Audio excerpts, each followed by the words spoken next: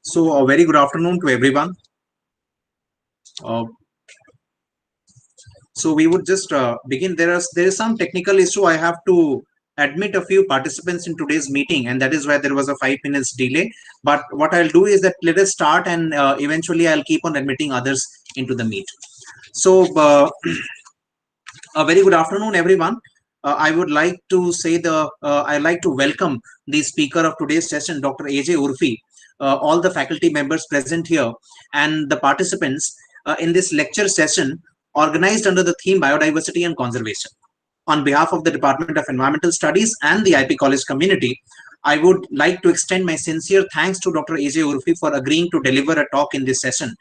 It is my privilege to introduce him to all the participants. Dr. Abdul Jamil Urfi is Associate Professor at the Department of Environmental Studies, University of Delhi. He did his PhD in zoology in 1988 and subsequently postdoctoral studies as a European Commission Fellow at NERC IT Fursbrook, England, on the foraging ecology of European oyster catcher overwintering on the Exe estuary in Devonshire. In India, he was involved with environmental education as a staff scientist at CEE, Ahmedabad, where he also carried out studies on reptiles and snakes in context of captive breeding research and urbanization. The painted stork has been the focus of his research over 3 decades, initially as a CSIR-funded researcher at Jawaharlal Nehru University, Delhi, and subsequently as a faculty at the University of Delhi. This work resulted in his book, The Painted Stork, Ecology and Conservation, published in Springer in the year 2011. As a Fulbright scholar, he also studied colonial water birds in Floridan Everglades in USA. His other books are Birds Beyond Watching, published in University Press India, and Birds of India, published in Oxford University Press. Besides scientific research, he is also interested in science, education, higher education, policy, and developmental issues. Sir, I'm sure that we are going to immensely benefit from your decades of experience in wildlife conservation and field ornithology. Over to you, sir.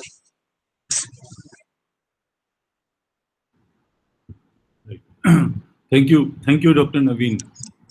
Am I heard? Can I? Yes, sir. Heard? You are audible. Okay. Yes, sir. You are audible. So, well, first of all, I would like to begin by thanking the organizers of this online certificate course on ecology, environment, and sustainability, organized by the Department of Environmental Studies under the aegis of the Center for Earth Sciences, Indraprastha College for Women. So I thank the principal, Professor Babli Moitra Saraf, Dr. Anandita Saha, and of course, Dr. Naveen Tiwari for inviting me to make this presentation.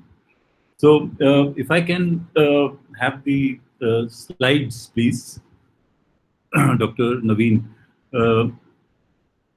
So if I can have the second slide.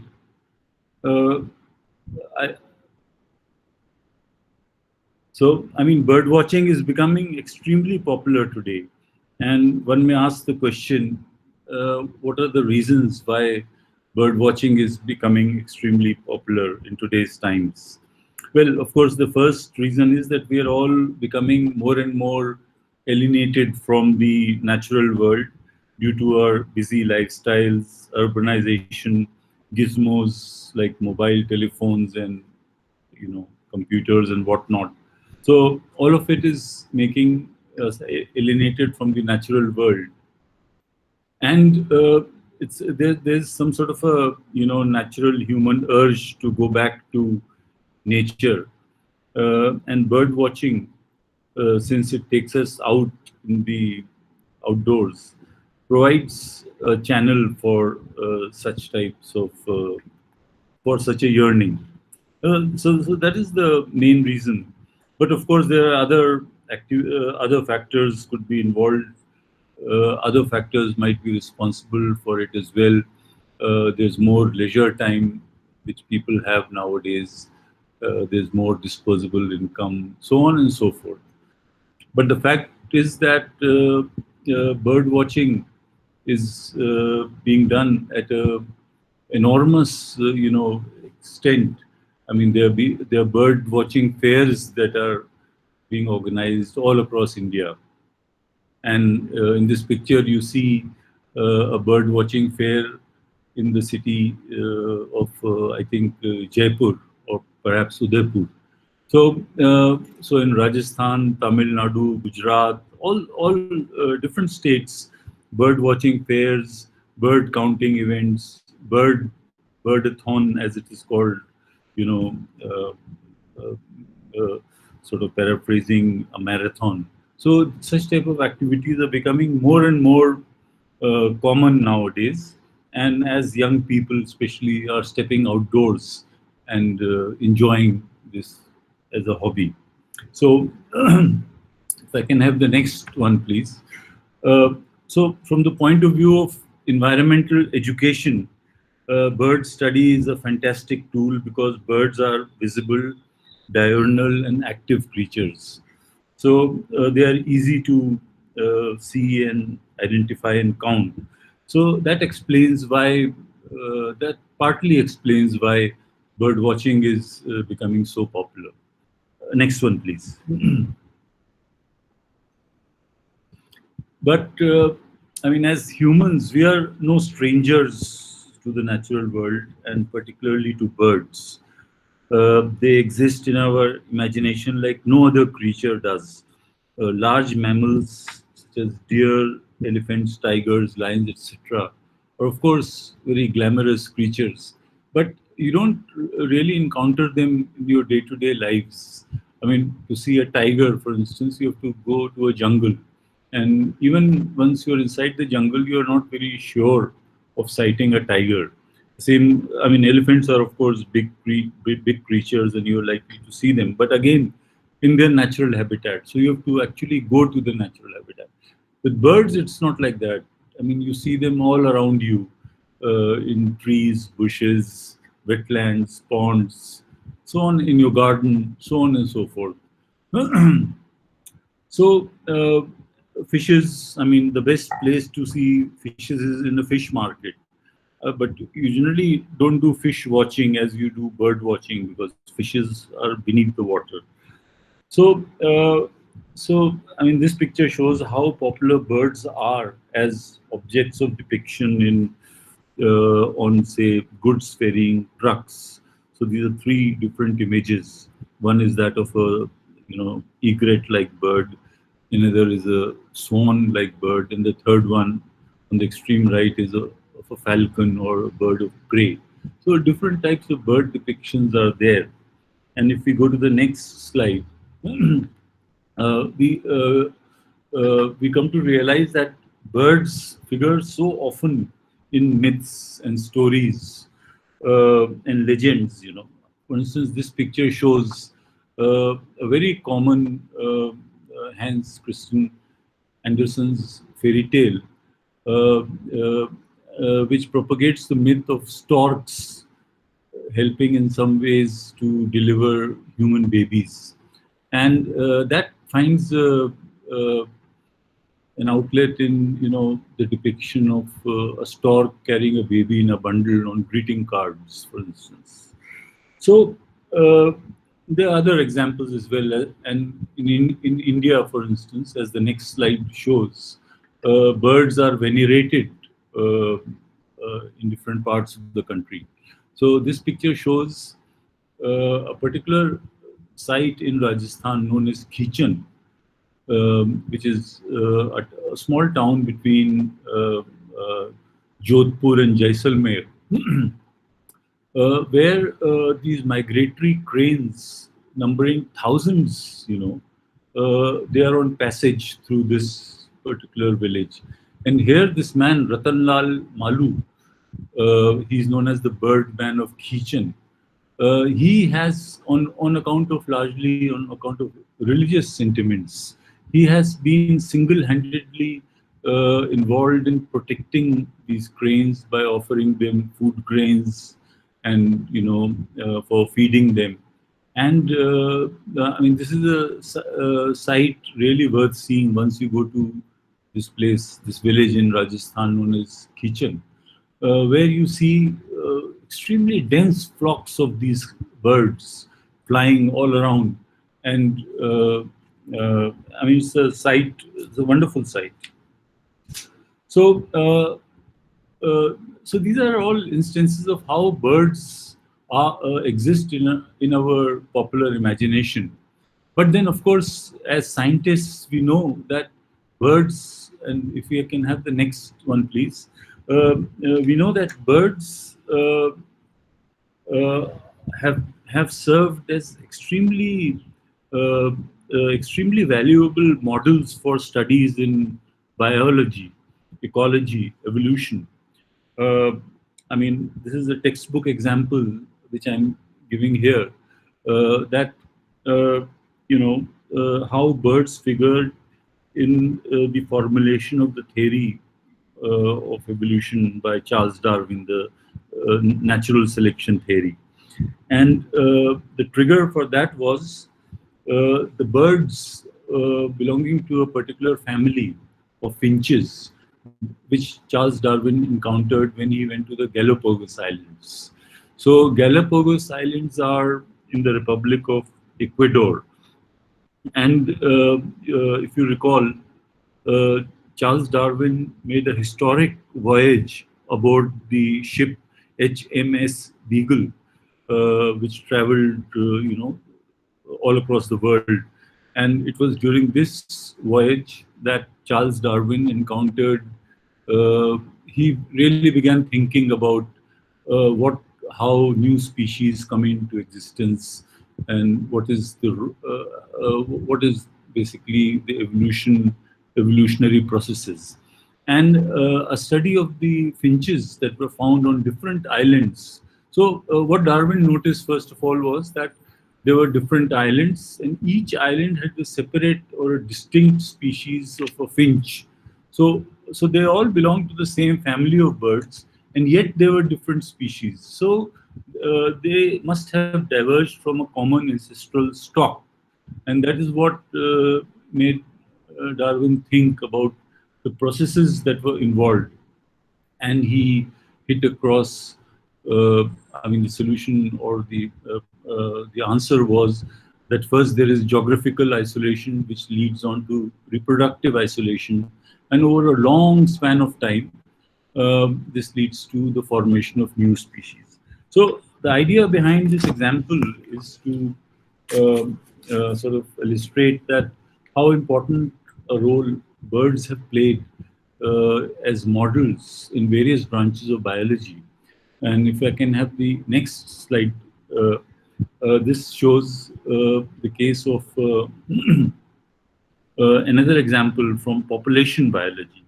So birds have also been popular models in population biology, and much of our understanding about population biology uh, uh, uh, comes from uh, comes from uh, study of birds. I mean, birds also happen to be warm-blooded vertebrates, and so are humans. So, a lot of insights which a study of bird populations provide uh, can be, in a sense, directly applied to human populations as well.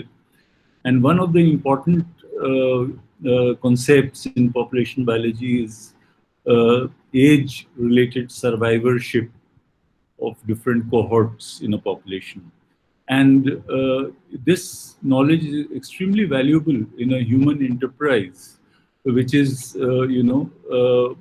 insurance policies, how much the insurance policy should be, given what the age of the subscriber is. So much of the background information for such types of things has come from a study of birds. So, So I can go on and giving you examples, but today's talk is about conservation. I'm going to be talking about how valuable birds are as as models in conservation biology, and also what are some of the. I would like to also talk about some by giving you some examples of what is being done in the local context, which means in areas around Delhi, and end this today's talk by giving you an idea of how you can, as individuals, get involved in a lot of bird conservation related activities or simply bird study activities. And now, with the proliferation and common usage of gizmos and internet and mobile phones and all, it's possible to be participants in what is now come to be known as citizen science projects. It means common people participating in larger projects by sending in their observations or data, which someone else is able to make sense of and look for patterns in that data. So these are basically the things that we are going to be talking about. So, I mean, we are living today in a time when, everyone understands that environment is being seriously harmed by man's activities. There's loss of biodiversity that is happening. There's pollution in the environment that is happening. So on and so forth. And civil society pressure groups are talking about it. Politicians, I mean, it has not happened so much in the Indian context that environment has become a political issue, but it has come quite close to that. I mean, for instance, many of you are aware how pollution issues in context of Delhi have figured in in the news on and off. So it is an important subject. In fact, it was the public pressure about the importance of environment and the deterioration that is going on in the environment that the Supreme Court, for instance, many years ago passed the order that environmental education will become a compulsory subject at the undergraduate level. And hence now we have, as in your college, undergraduate level environmental studies courses. So when we are talking of birds in context of environmental protection, uh, one of the most interesting things is that the whole movement of environmental conservation can be said to have started with a bird. I mean, this is a strange coincidence, but this is true, and this is what standard environmental studies books. This normally constitutes the first chapter in such in books on this subject. So it all happened several centuries ago, uh, and we are talking of a time when European uh, settlers were colonizing different parts of the world. Africa, India, the Americas were discovered, by Christopher Columbus, and first the Latin American continent was colonized, and then gradually the white European settlers moved northwards. And in what is now today known as the United States of America and parts of Canada, there was a particular bird which was known as the passenger pigeon, which was an extremely common bird in those times. There were millions and millions. In fact, some estimates which were made say that there could be between 3 billion to 5 billion. You know, there was a very famous natural history artist by the names of John James Audubon. And those of you who are familiar with this word might recall that in the United States there is an Audubon Society, which is named in honor of this great painter. And Audubon lived between 1785 to 1851. So we are talking about approximately that time.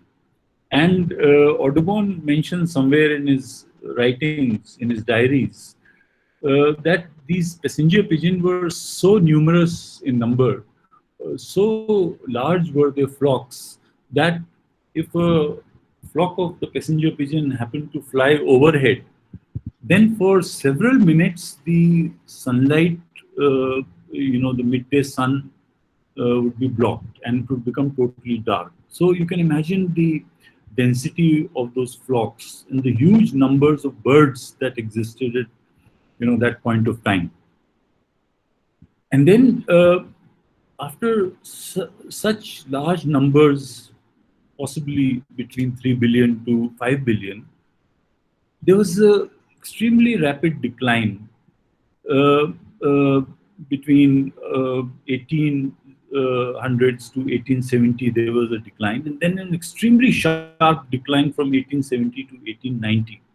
So within a short span of time, uh, and there were people who were around, who could recall that in their childhood days they had seen dense flocks of passenger pigeon, but now at the end of their lives, they could recall that, well, now we don't see such, uh, you know, large flocks anymore. So this was the first time when a realization crept in when we are talking largely of Western conservation society, conservation in context of Western societies, and that's where, I mean, since it's all the world is of course dominated by Western thought and thinking, so we are largely speaking in that context. But uh, the realization came in that the resources that are available on this planet are not limitless. They're not infinite. You cannot go on hunting, shooting, killing, harvesting. Uh, uh, you know, uh, a point at a point of time will, stage will come when there will be no individuals left in that population, or and that species might become totally extinct. And this is what really happened with the passenger pigeon. Uh, the last confirmed wild passenger pigeon, is thought to have been shot in 1901, which means in the first decade of the bygone century. And of course, a bird survived in the zoo till 1924, and that's it. After that, we have not seen a passenger pigeon. So within a century, and there are lots of people who could recall the events of a century, having heard from their parents or grandparents. Uh, this was the first time when realization crept in about the need to conserve nature. This was also a time when conservation societies started being formed all across North America, and also parallel developments were also happening in Europe at that time. So, and this really gave birth to the conservation movement. And of course, we know, in hindsight, we know that the conservation movement grew, and it has several dimensions. And of course, now we are today living in a time when there is a lot of literature, there's a lot of information about different facets of the conservation movement, its history, and its various dimensions. And research is being done into various areas. So we will not go into all that details out here. The important thing is that it was a bird which was responsible for the birth of the so-called conservation movement. So if I can have the next slide, please. So, uh, I mean, this is just to set the tone about birds in context of conservation. And we, at the Department of Environmental Studies in the University of Delhi, I teach a course in the first year of MSc, in which I tell the same story, to students out there. And this also forms a chapter of the, of most books on biodiversity conservation.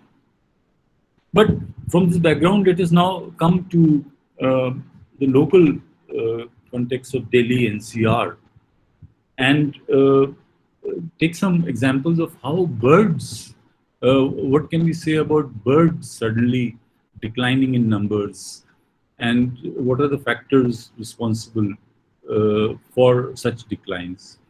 And in that context, I will talk to you about uh, a bird sanctuary which exists in Rajasthan, and it is known as the Kyola Deoghana Bird Sanctuary.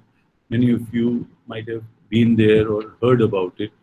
So uh, it's a UNESCO World Heritage Site. It's a Ramsar site, which means it's a wetland of international importance. And it's a habitat for several species of migratory and resident birds, uh, particularly water birds.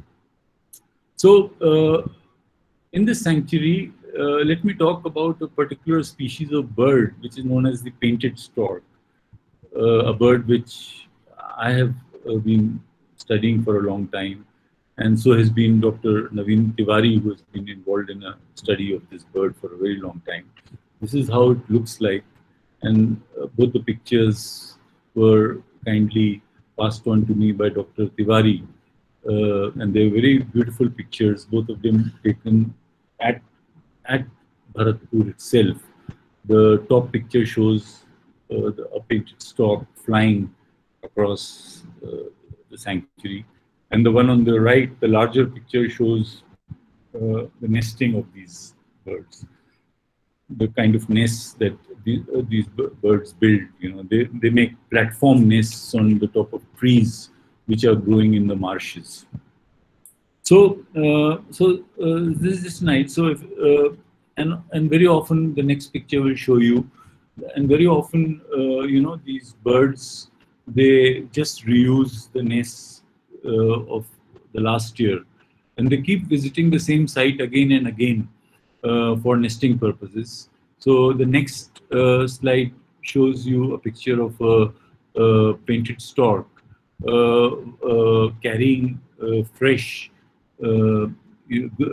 freshly plucked twigs from a branch from a tree, which it will use for decorating its nest, and it, you know, so so this whole example of painted stock, what I'm trying to emphasize here is to give you an idea of how the painted stock, a large, visible, highly visible, conspicuous bird, uh, is a good example of how to monitor the environment, what is happening in the environment. And records of the number of nests that were built by painted stock are available in literature. Of course, they are not available in a very straightforward manner. One has to look for it. And we did look for all those records which were hidden in books by various authors, in reports, scientific reports, and in some cases in theses, PhD theses of students from different parts. So at Bharatpur, we have some sort of a idea. And if we see a long-term period, say from 1975 till today, what we see is that a crash, their populations have virtually crashed. So from an all-time high of say about 3,000 plus nests that were built in different sections of the park, all of them combined. The early, by the first decade of the 21st century, which means 2000 onwards, there were just a few, maybe just 100 nests could be counted. So this automatically begs the question: why did this happen? And how did this happen, first of all, and what could be the reasons behind such a sharp decline in the populations? And we know from hindsight now that this happened because of several factors. uh, these birds are fish-eating birds, which means that and we know that fishes, the production of fishes is dependent upon the water in the rivers and ponds, which is again dependent upon the monsoon rains. So, in a sense, if anything happens to the populations of these birds, then we know that if the monsoon is behaving in an erratic manner due to climate changes, or there is a human interference in the water regime, controlling how much water gets into various systems.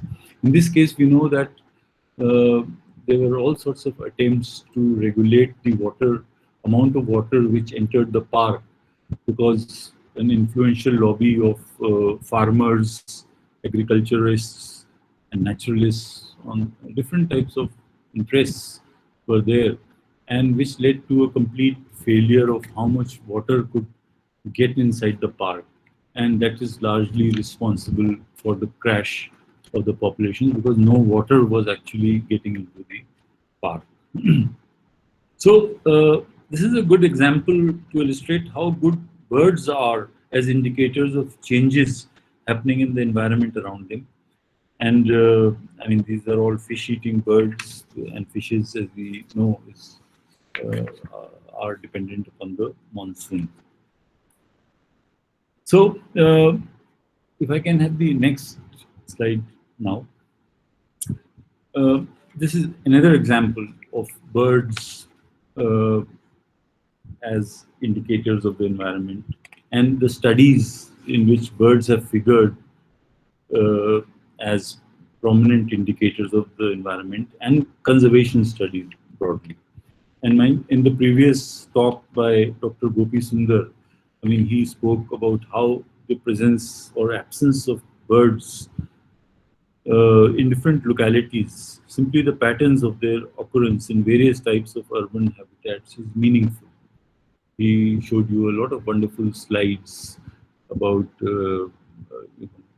simply the presence absence of different types of bird species in different types of urban areas.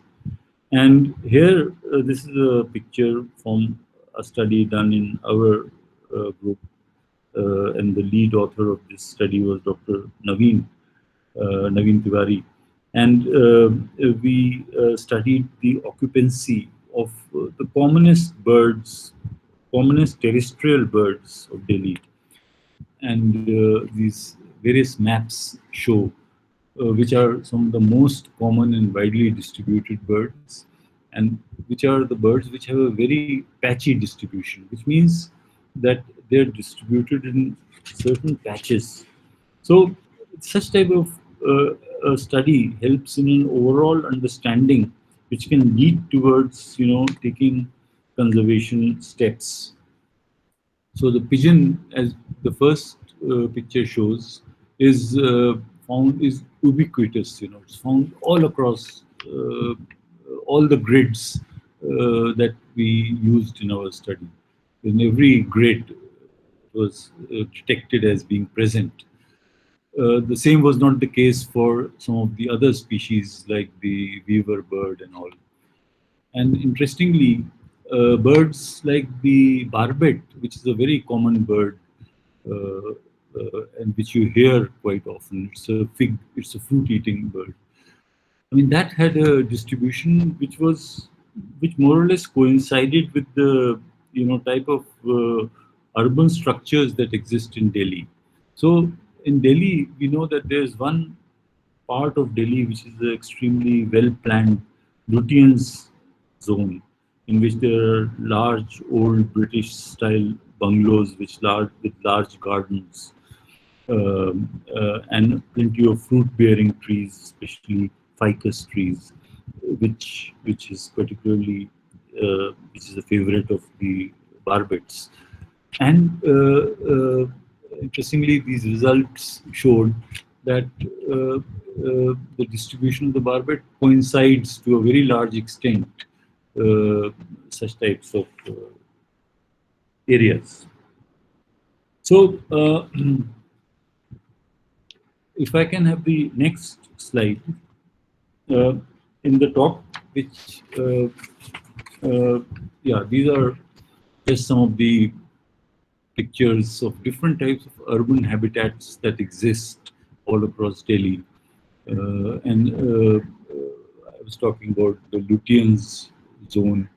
Uh, and Lutyens, by the way, as you know, was the British architect who designed much of the imperial capital before Indian independence, and all the areas around the Secretariat, Rashtrapati Bhavan, and all the officers' dwellings at that time were in this old style bungalows with plenty of fruit-bearing trees. So there's this concept of vertical development and horizontal development, and the study explored in various ways different types of development and the presence absence of different species of birds, and some of the results which came out were shown in the previous slide. So if I can have the next one, the next slide, uh, and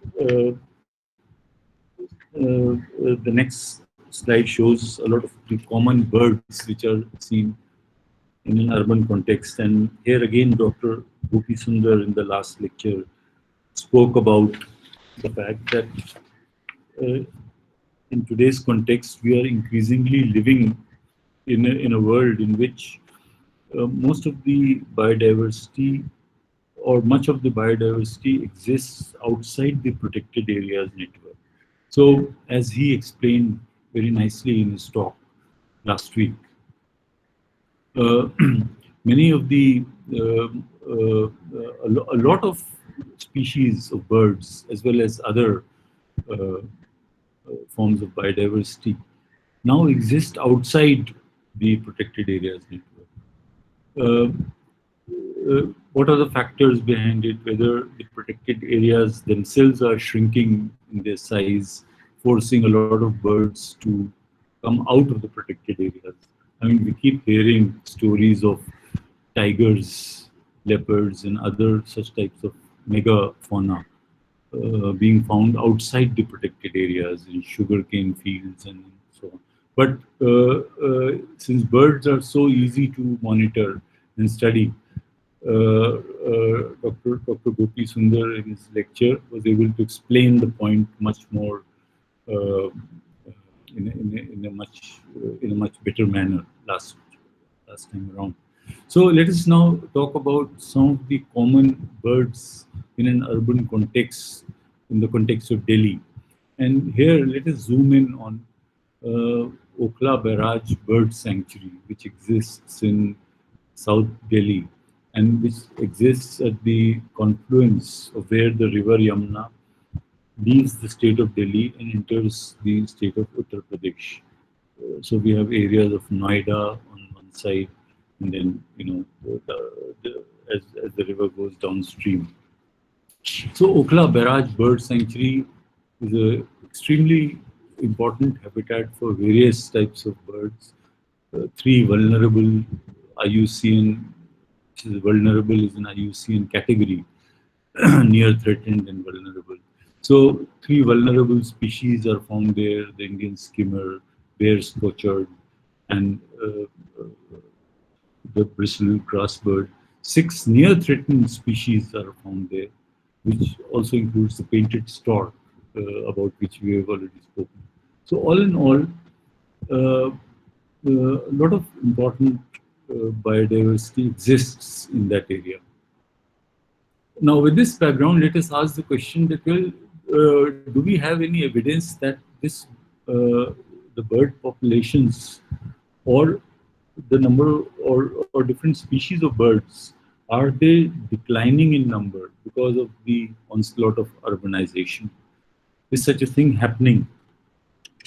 Well, the thing is that to make a statement of that sort, first of all, we need data. And data is one thing which is extremely hard to get. But we made an attempt in that. And one of the parameters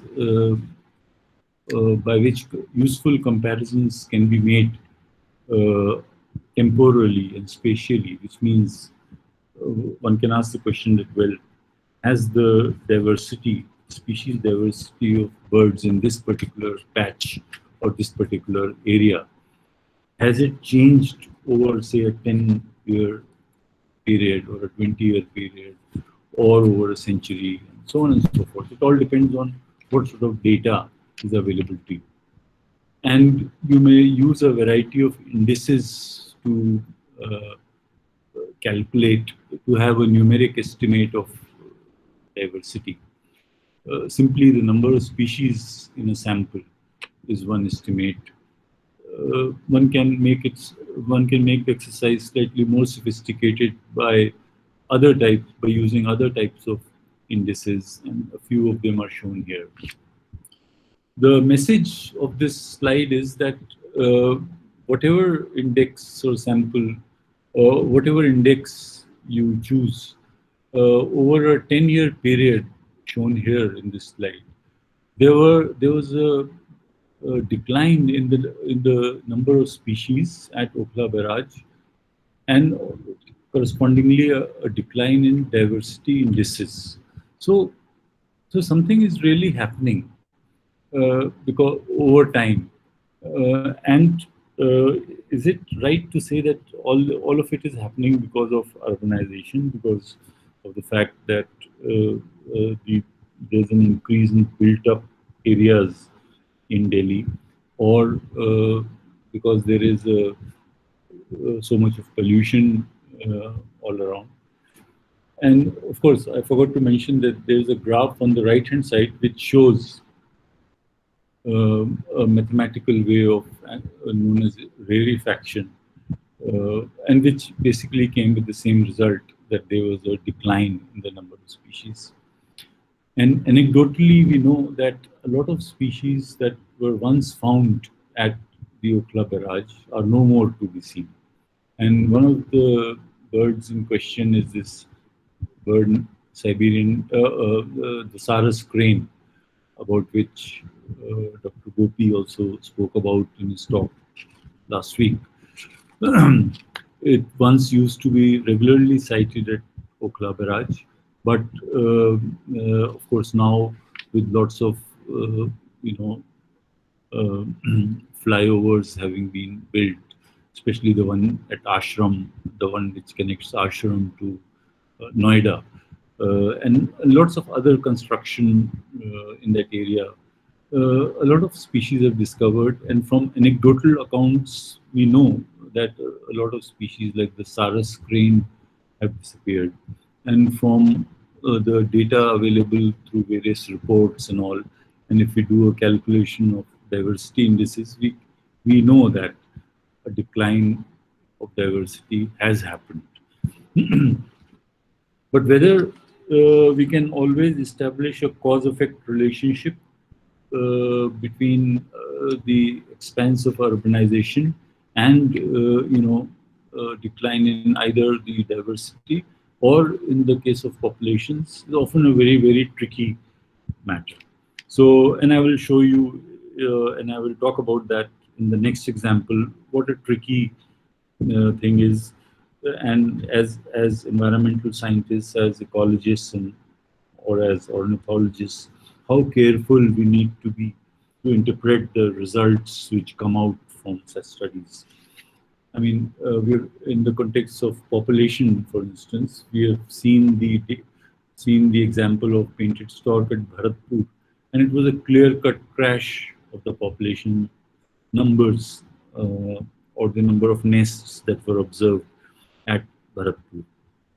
And in hindsight, we were able to knit together a story by which we could say that, well, the the tinkering of the water policy, of or the regulation of how much water should be allowed to enter the park, that was responsible for it. So with such type of results at Okhla Barrage that we are seeing in this slide, it's now it's easy to jump the gun and say that, well, in every case this is likely to happen, and we'll soon know that this is such a this is too simplistic an approach. So if I can have the next slide, let's talk about Delhi, and let's again talk about painted storks. So the painted storks about which we have spoken in the context of Bharatpur, and about which we said that they exist. There used to be large nesting colonies at Bharatpur. Uh, and it may surprise many of you to know that actually painted storks also exist inside in Delhi, and they are perfectly wild birds. They are not sort of zoo birds or captive birds, but they exist within the premises of the Delhi Zoo. So here's a picture of a painted stork nesting colony inside the premises of the Delhi Zoo. Again, this lovely picture was taken by Dr. Naveen Tiwari. And I mean, what I like about this picture is that it shows the ramparts of the old fort in the background. And in the foreground, you can see a number of painted storks building nests. And in some nests, they are incubating their eggs. They're sitting down and incubating the eggs. And in some cases, we can see chicks having emerged from the nests already. So, if I can have the next slide, I'll just take a minute to uh, talk to you about a story, which is, of course, a side story of how actually the painted storks came to nest in the Delhi Zoo, and since how long uh, they have been nesting here. Because it's not a thing that has happened, say, over the last 5 or 6 years. It's been going on for a fairly long span of time. So, uh, just to narrate the story in its basics, the zoos have always existed uh, all through the history of kingdoms and mankind. In the earlier days, we had Rajas and Maharajas who used to have menageries of, highly ornamental cages in which animals were displayed. Uh, if you go to, say, Mysore or uh, Vadodara, you will see some of those in the princely states, those old types of zoos. And then change in thinking came about in the Western hemisphere, in the Western countries, that to display the animals in captivity, the animal needs to be comfortable, it needs to be able to move around, and there should be no barriers between the exhibit and the person who's viewing that exhibit. So let's say if it's a tiger in a cage, then there's no need to put the tiger in a small tight cage with bars, but to have a open place in which there should be no bars at all, and there should be actually a moat filled with water, which the tiger cannot cross. So this was known as the Hagenbeck model of zoo construction, pioneered by a German, architect.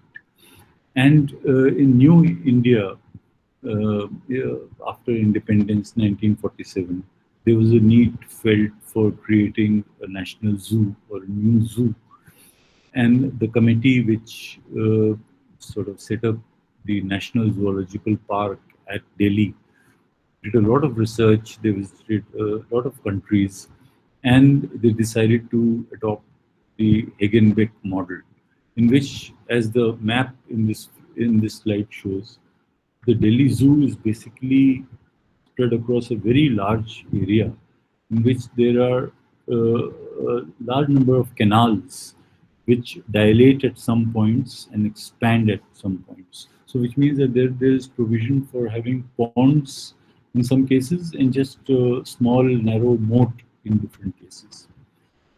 In one of these ponds of the Delhi Zoo, the zoo authorities decided that they're going to create an exhibit, which they said this will be the Indian water birds exhibit.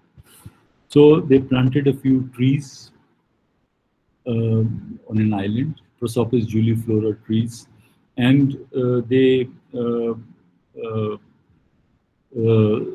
put a few pinioned birds in that, so that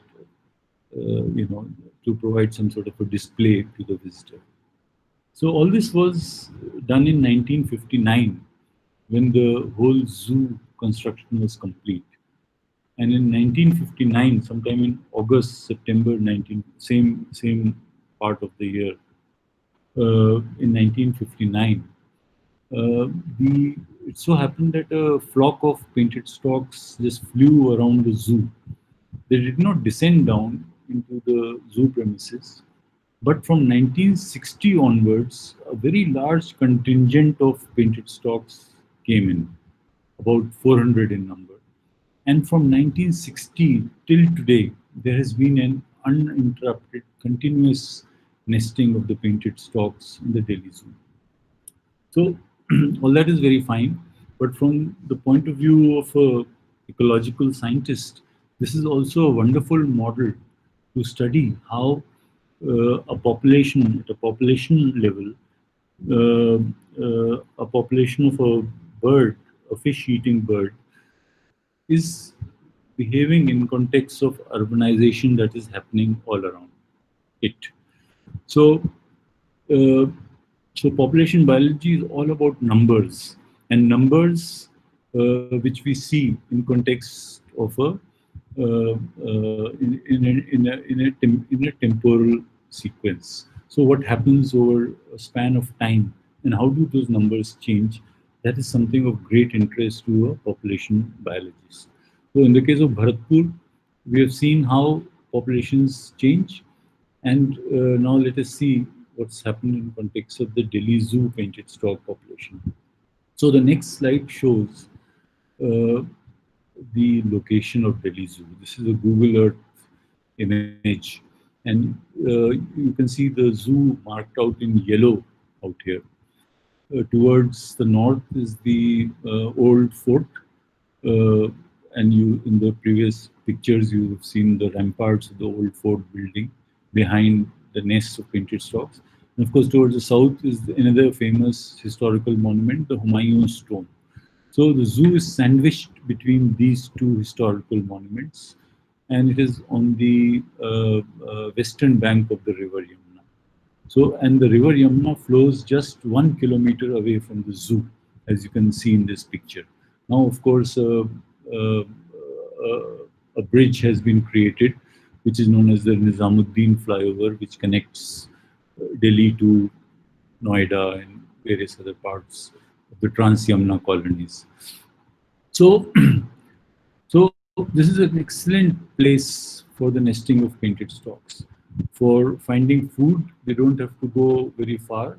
Their food is primarily fish, and fish is found in the river Yamuna.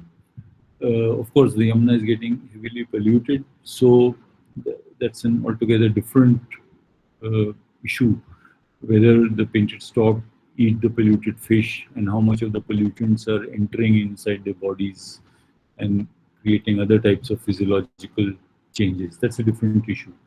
But let's talk about the populational part first. And if we have a patchy record of populations or the number of nests built at the Delhi Zoo, as the next slide shows. And here we see so several studies have been done on the zoo. There were studies done during 66, 71 by Dr. Desai, who was one time director of the Delhi Zoo, then by my group at the Delhi University. In fact, from our department in the University of Delhi, many students who have done their MScs have undertaken projects, their MSc projects, and even PhD projects at the Delhi Zoo. So a lot of information is there about populations of painted stork, and the next slide shows you that. Now, this is a. I'll just try to bring in a background about the changes that are happening in the vicinity of the Delhi Zoo. So this is a very old map of Delhi. It was made around 1807, and the area where the Delhi Zoo is located is more or less is given in that red rectangle. So, and the next picture shows you what that area is. Second, yeah. So this is so so you can see a small dot which marks the Delhi Zoo, and now we'll see in the next few slides how the areas around the Delhi Zoo have uh, become colonized or have become increasingly built up areas. So if I can have the next slide, this is of how it was, the situation was in 1975, how it started looking in 1996, and then later on 2001. And of course, I've not put in a picture which is the latest, but uh, uh, there are so the brown areas that you see in these figures are all built up areas, and what we know is that what we can make out is that these brown areas are constantly increasing in their dimensions, from very few of those in 1975 till virtually the whole of the river Yamuna floodplain surrounded by built up areas. So, so all of this leads to the question that, well, if so much is happening, and we know from the records of the Central Pollution Control Board that so much pollution in the environment of Delhi, is this all affecting the painted stock population? And the next slide tells you.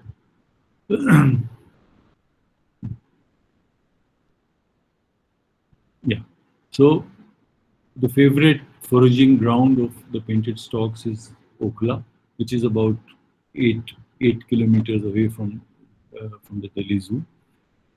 And surprisingly, we find the population or the number of nests being built at or at the Delhi Zoo more or less stable. In fact, this picture shows a slightly increasing trend, which is very surprising. In a natural area like Bharatpur, there was a crash in populations. And in an artificial area like Delhi, it's all artificial. It's not a natural area, although the population is 100% natural. It is not captive, it is not pinioned or anything. It flies freely in and out of the zoo premises. So it's a totally befuddling results. So the way to interpret these results is that all across outside Delhi, the natural breeding areas of the painted stork are becoming less and less. And hence, these birds are forced, or they have no option but to keep on visiting the zoo premises year after year for nesting purposes, because the zoo does offer them a safe haven or a safe nesting ground for this thing. So, so this is also indirectly telling you something about the extent of urbanization, that outside in the natural areas, the nesting grounds for the painted stork have become so less in number that they are forced to all congregate at one particular place, and hence we see a more or less stable trend. And whether these populations are actually, or the individuals that constitute the zoo population, actually they are really fit, or to what extent they are fit. I mean, we cannot, on the basis of this graph, say that all is well with the Delhi Zoo painted stork population. It, uh, supposing if someone was to study their physiology, or their various physiological parameters which affect uh, you know what is happening inside their bodies, then perhaps one would come to a different story. Or as Dr. Naveen's study has shown, if we were to study an important parameter known as nesting success, clutch size, and reproductive success, that would tell us how their numbers have behaved, or what is really happening to this population over a long span of time. So, this is, if I can have the next one. So I would like to, I've more or less come to the end of my talk. And before I end the talk, I would just like to end by saying that all of you, I mean, there are opportunities for anyone who is interested in birds to contribute towards the study of bird populations, the study of bird diversity, which means by providing in presence absence data from your locality. And with the advancement of mobile telephony and technologies that are available to us, there's a very interesting program which is or an app which is now become extremely popular with a lot of bird watching groups, is known as the eBirds program. And I'll quickly go through some of the results that have come out from a recent study which attempted to look at how are the Indian birds doing nationally all across India as a whole. So just by way of mention that the eBirds is actually is a program of the Cornell Lab in USA, and it has a section. Of course, you can, if you go to the website, you will become very familiar with it. And you can go to the Indian section and contribute to whatever information.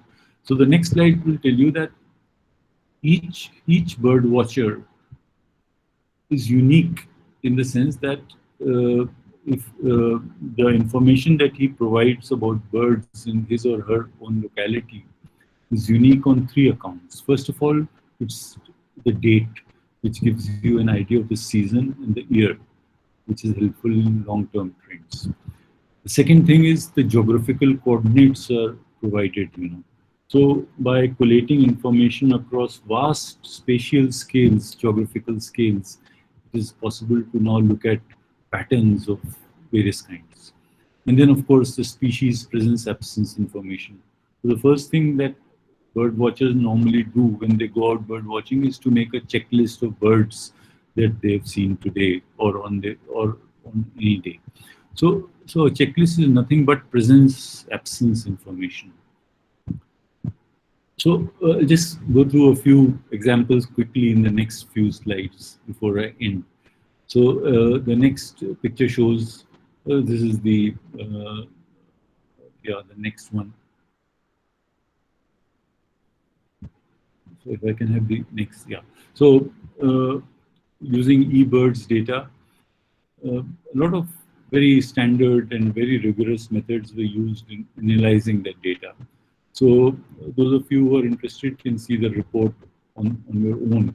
So we need not talk much about it. And if you can go to the next slide.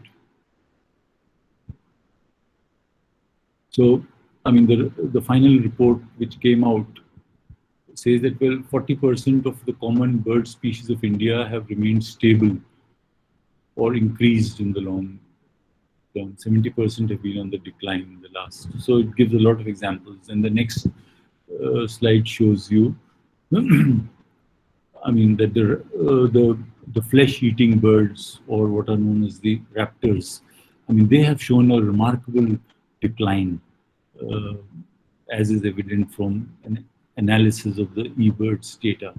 Different species across have shown. The next one.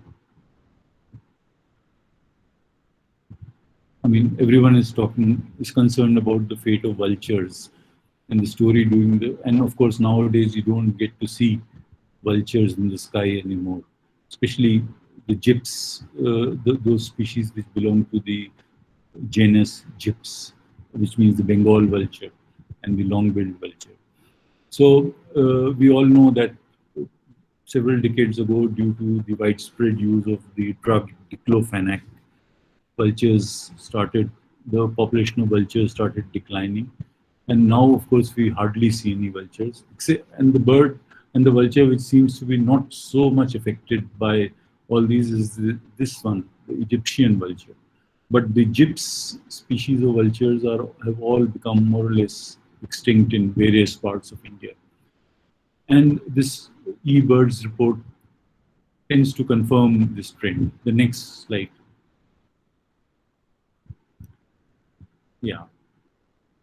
So, so broadly speaking, in a summary form, uh, and the next one shows you similar things.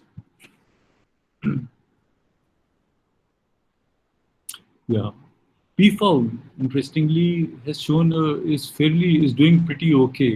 So everyone is talking about the decline in PFOW population, but that doesn't seem to be the case. Next one. So with this, I end this talk.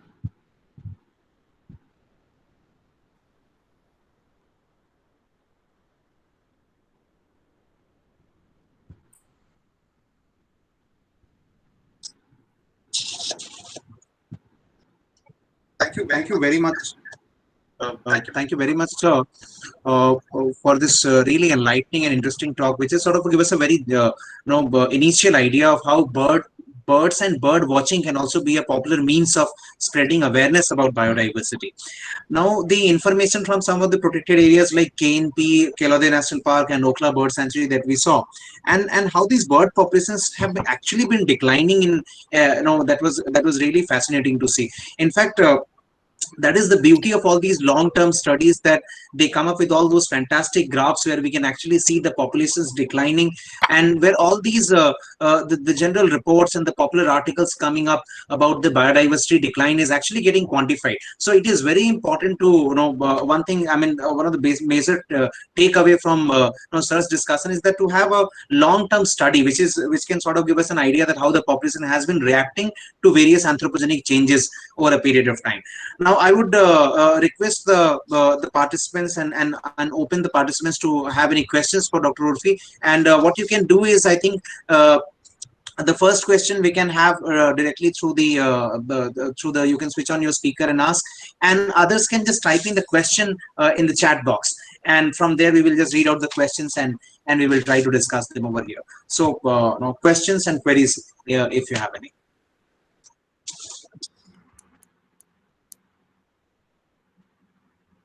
So, to begin with, sir, I just have a very generic question in my mind. With all the discussions that we have been seeing over a period of time, first we had Dr. Gopi Sundar coming in and talking about all the aspects of protecting having a large chunk of our biodiversity outside the protected areas in agricultural farmlands and wetlands, and that was really interesting to see. And then today we saw that inside the protected area also some places like in KNP and Okla, there is a large amount of and a substantial amount of population decline. Now, there is a very generic question that comes to my mind. So, if we attempt to go for conservation of biodiversity, and this is a general idea that I want to have, is that what should we actually plan to? Should we go for conservation of a species, or should we have a plan or policies or programs which aims towards conservation of a particular species or conservation of habitat? I mean, this is a very generic question, but there's still the confusion. I think many of the participants will also have this question in their mind. So, if you can just give your suggestions. Yeah, that's a good question. I mean, you know that when Project Tiger was launched way back in the 1970s, uh, I mean, then the experts who formulated Project Tiger, they said that, well, the best way to protect the tiger is to preserve its habitat. And once the habitat is protected, then the sort of major, flagship animal will also be protected. And side by side, the whole ecosystem will also be protected.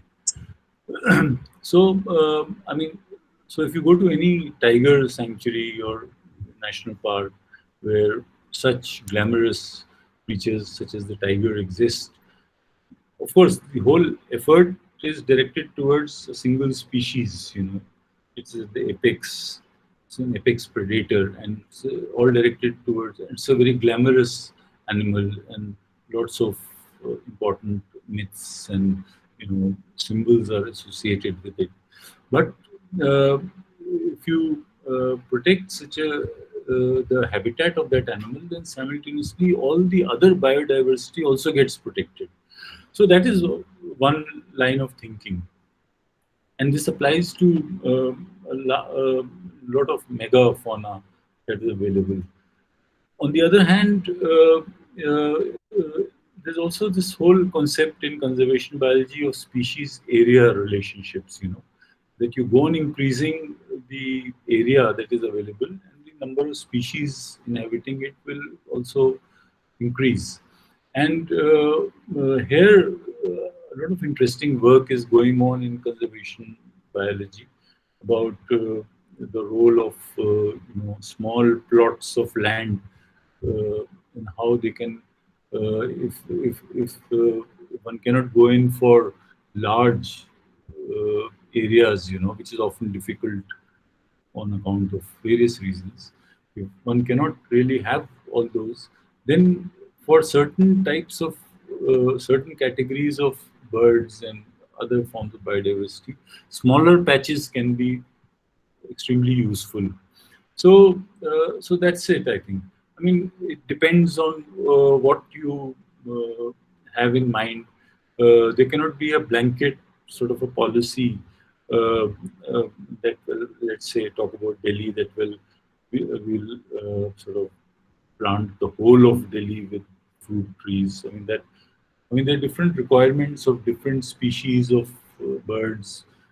Some are frugivorous, some are granivorous, some are insectivorous, so on and so forth. There are requirements of open habitats, closed habitats. So it really depends on species to species. But in conservation biology terms, these two are the more important guiding principles.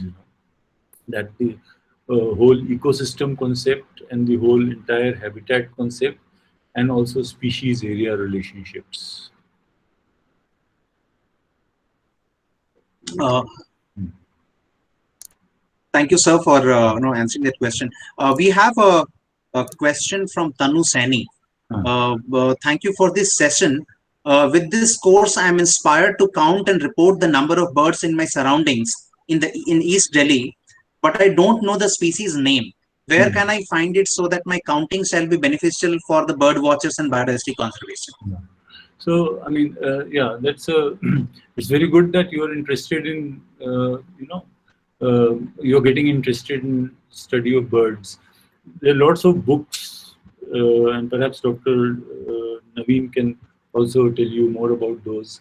There are books now. Of course, a lot of information is available online on mobile phones and computers, but of an earlier generation of us, there were standard books by Dr. Salim Ali, then Grimet, and then Inskip's books is there in the market. There's one book by Bikram Grewal. So all these books have got, a description of the species, and also a pictorial description. There also a picture of that bird. So the standard practice was that you go out in the field, whatever bird you see, you take down notes about what its bill was looking like, what its, how its legs were, so on and so forth. And then when you go home, you leaf through those books, and then you say, oh, okay, this was it, this was it. And then through practice, you start honing your bird watching skills. So this is one way of getting started. Um, uh, but now, of course, with the development of technology, a lot of information is available on your mobile phone, and you can even take pictures of that bird and then just compare it with the description of that bird available on Google. And then, but it's, I think the old fashioned method is still the best method. It's good to go out in the field, observe different birds, and then also read about those, and then within a short span of time you get to identify a lot of common birds in your area, common species of birds in your area. Then you go on expanding and building upon that. and this is how it happens generally. So then there is Narendra Kadela, who's asking, how does climate change affect migratory bird physiology? So climate change is, of course, I mean, here again, you see, in climate change studies, birds have been a very, very good model. And if you look up any book on global environmental change, global climate change, you'll always find in the first few chapters a description of how the migration patterns of in fact, some of the pioneering studies which demonstrated that how climate change is affecting biodiversity came from an analysis of records that were maintained in Europe about the migration dates of a particular, I've forgotten the name of the species. It was a species of a flycatcher which used to migrate in across Europe.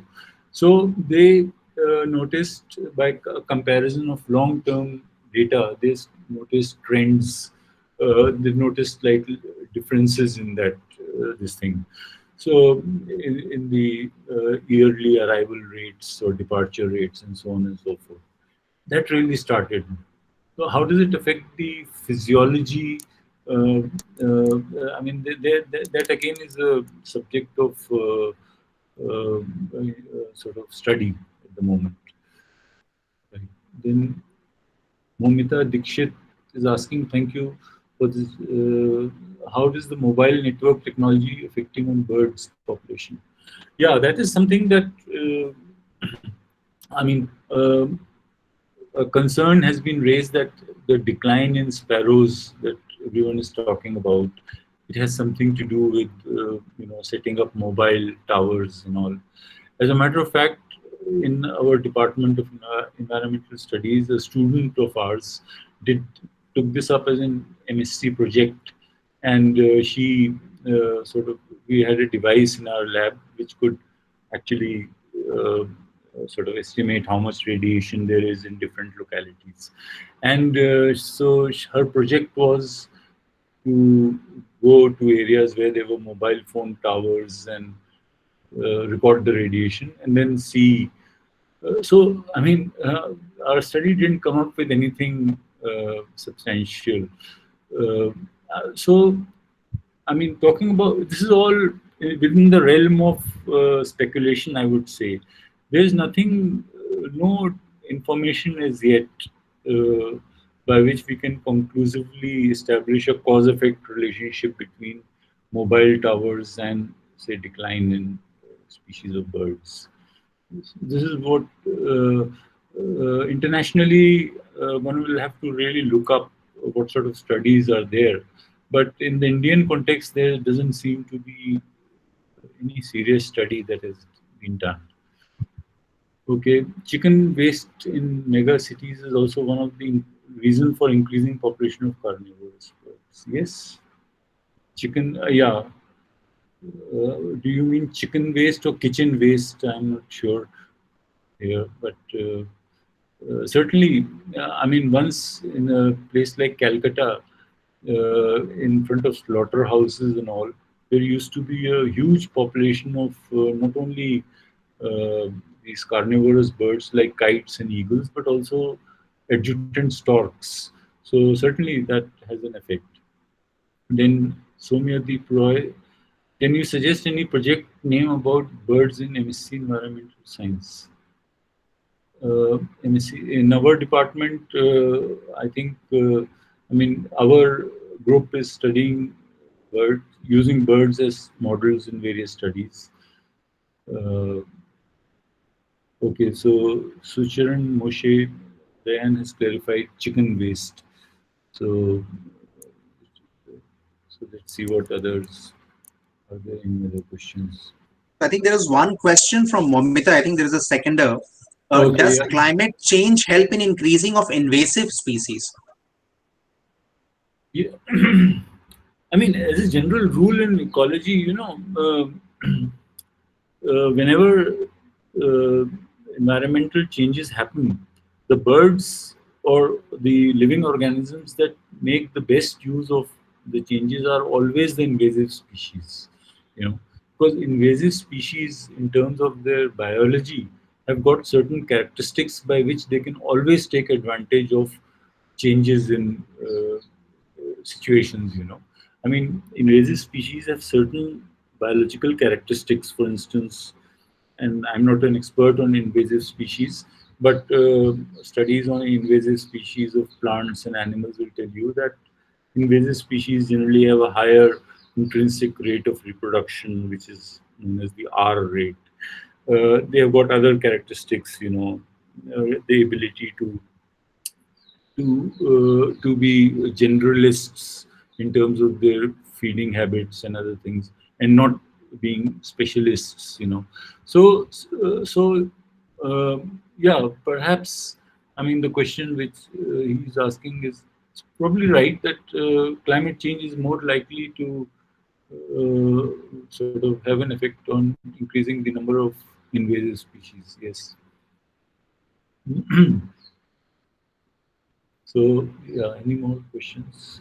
I think there is one more question from Paritosh. He asked that can the period of lockdown induced due to pandemic influences the population Yeah. of any species of birds? So it's probably about the recent sighting of increased sighting of birds around us during Ah, this pandemic period. yeah, that's true. You know, Paritosh, the thing is that you know that I mean, some people from our group, including Dr. Naveen, we have been involved in a study of birds of River Yamuna and occupancy of various birds. So, in fact, when the lockdown started, I was thinking that, well, and in that study we had a covariate known as human presence. So, so the idea was to see that, well, do birds have their occupancy valued? How does it relate to, you know, a site which has got high human disturbance and a low human disturbance? And then this lockdown came, and suddenly I thought that, well, the environment, this human landscape uh, thing all across the river Yamuna would have drastically changed, and this would be a great opportunity to test this thing out. But then, of course, you know, in the lockdown, mobility was a big problem, especially in the initial stages, and so many other factors of there. So yeah, generally, when I mean, humans are not to be walking on the roads and on the streets and in the parks and gardens. Certainly, all the wildlife and the biodiversity, especially the wildlife, is going to feel less inhibited and be able to, you know, come to those areas from where it was not coming before. Yeah. So this, what is the suggestion regarding protection of the great Indian bustard? Because the, yes. And then there's a question that there's been exponential increase in paria kites. Why is this? Okay. So Great Indian Bustard, yes, it's a game bird, which means that at one point of time it used to be shot for its meat, and also, you know, it offered a good chase. So the hunter in those earlier days, British and all those rajas and maharajas, it was a great game bird, and because of that, and also because of the reduction of its habitat, grasslands, its numbers have declined, and it is now listed in the endangered list. So, what is my suggestion regarding the protection of Great Indian Bustard? Well, I think the Great Indian Bustard is thriving in those protected areas in Rajasthan and Madhya Pradesh. So one of the protected areas is along the in the Thar Desert, close to Jaisalmer or Bikaner, somewhere in that area. Then there's another one in Madhya Pradesh and Maharashtra also. There is, I think, so in several places there are protected areas exclusively for bustard, and I think their populations are doing this thing. Regarding the paria kites, one theory about the increase of the numbers of paria kites is that since the vultures have disappeared, that niche that was available and which was formerly used occupied by the vultures has been now taken over by the kites. That is one theory which goes, and the other is that because of the waste disposal conditions and the manner in which we sort of, all these garbage disposal sites are there, they offer tremendous opportunities for these types of birds to find food. So but your observation is 100% correct. There is certainly a massive increase in the numbers of the paria kite all across Delhi, all across the country, in fact. So I think there is one more question, a very generic question asked by Narendra again. Sir, I have another question. Is shirt color also affect birds at the time of bird counting? The color of Uh, shirt that the person is well, wearing. you are the best person to answer this because you have done a study on how reactive distances on birds. You have estimated the the reactive distance or the distance at which a bird takes flight on the approach of a human, and in that study, you experimented by different types of clothes which the bird watchers were wearing, and I think. You found some sort of a difference in that, if I recall There, correctly. there is a substantial Hmm. amount of difference in terms of the fleeing distance. So Yeah. basically, what we are looking at the escape distance of different bird species, how they react towards any incoming disturbance. And what we found out is that for a very large cohort of bird species, Hmm. the reactive distances was much less if we are wearing a camouflagic dress. Yes. Yes. So we had a two set of observers. So some were wearing camouflagic dresses, and another set of observer was wearing colored dress like red or any other bright color. So Yeah. for Yeah. a bright color observer, the reactive distance of different bird species was much So much. higher than those who were wearing camouflagic dress. So definitely there is no some Yeah. merit in wearing camouflagic dresses while It going out is. in It wild. is also And consistent. Yeah. It is consistent with studies done elsewhere also that it does have an effect. so that is there. So there is a last question. So, I think we can take this yeah. one, Nandini Vats. Ah. Sir, as we know that invasive species are not good for the local or indigenous population, Ah. but a question that comes to my mind is why do certain species tend to shift to new areas where they become invasive? What could be the reason behind this? Mhm. So why do certain species tend to shift to new areas where they become? So can she think of some example? I'm just thinking. I mean, that's certainly true that local indigenous. I mean, just take, let's say, migratory birds. I mean, a migratory bird is migrating along a north-south axis. Now, is a migratory bird native? Uh, you cannot say it's a native because half the time of the year it is in a different locality, and the remainder of the year it is in a different locality. Say a species of a duck which is breeds in Siberia and comes to India for wintering. So for 6 months it's there, 6 months it's here. Now during the period when it is spending the winter here, does it impact the local species? Does it impact the local species? Now it depends. The thing is that if that bird is not a migratory bird and it has migrated from a very far off place and it actually comes to inhabit that area for this thing. A migratory bird, on the other hand, will go back to its original wintering grounds. So it will never leave behind a permanent effect. And your question is that the local indigenous population, it comes to my mind, why do certain species tend to shift to new areas? I mean, birds they will always shift to new areas in search of food or nesting sites and all. There is always an attempt by members of a population to expand into areas within certain limits which are imposed by their physiology and their specializations, you know. So a bird which cannot exist in the desert, it cannot invade a desert, you know. It will always, if it's a fruit-eating bird, it will always remain restricted to this thing. There are certain limits in a geographical ecology context, you know. There are always limits to what uh, uh, area a bird can occupy. So I mean, I can, I've just tried to answer this in a very general sort of a manner. So I think we have had a long series of question answers with us. So is there any more question? Any other question? I think we have concluded with all the questions that we had.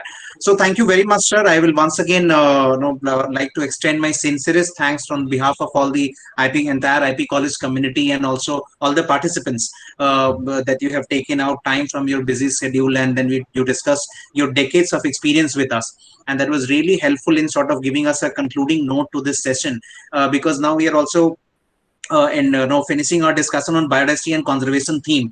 So it has set up a very good concluding note, and especially what the best thing was that at the end we had got some good idea that how as a people, not as a scientists or researchers working in the field of biodiversity and conservation, as a general people, students, someone who is interested in biodiversity and conservation and biodiversity related issues can contribute to conservation studies, can contribute to simple species monitoring programs. So this was a very interesting thing to put it on the platform for all of us. Thank you very much, sir. No, thank you once again. Uh, Thank you, sir. Okay.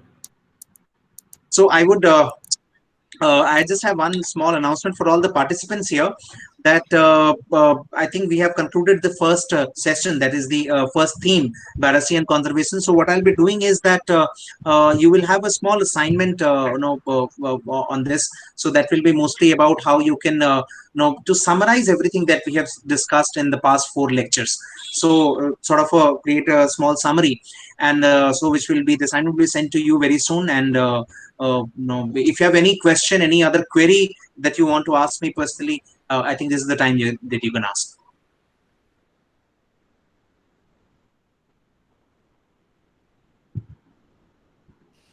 Naveen sir, Yes. good Good afternoon. afternoon.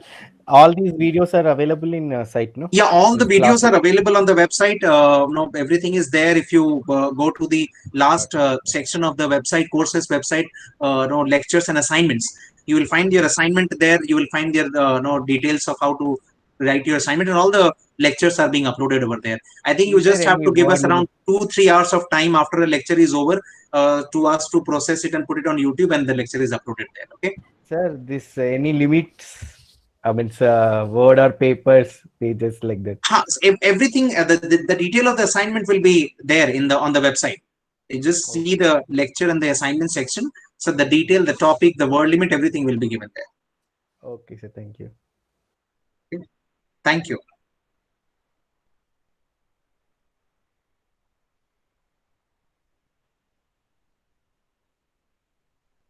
Okay, so I think we do not have any other question. So in that case, we will conclude today's session.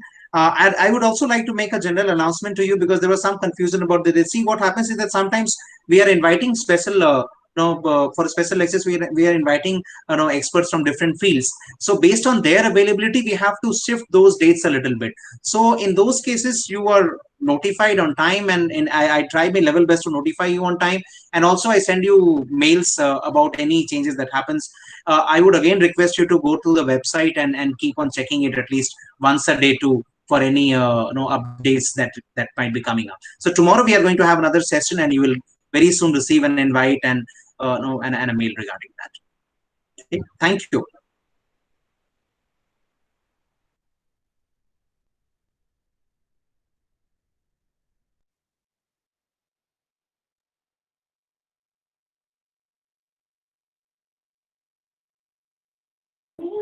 Hello, Naveen sir. Am I audible?